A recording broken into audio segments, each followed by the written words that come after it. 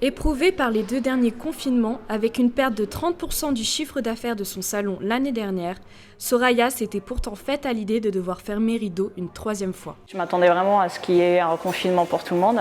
Je suis très soulagée. Je suis très soulagée de manière à ce qu'on puisse continuer à travailler, que le salon reste ouvert. Même surprise du côté des clients, un peu déboussolés ce matin. On ne sait pas vraiment où ils vont et on n'a pas l'impression que même ça, vraiment ce qu'ils vont faire, quoi.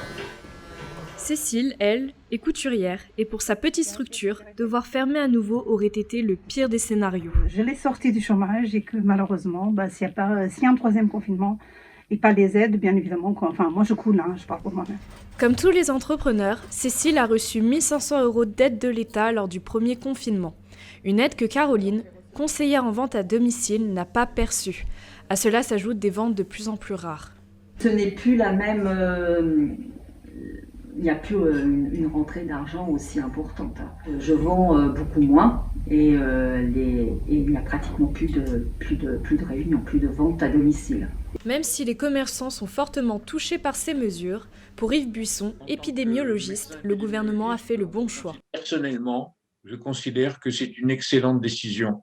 Mais je parle non seulement en tant que médecin, mais en tant que citoyen français.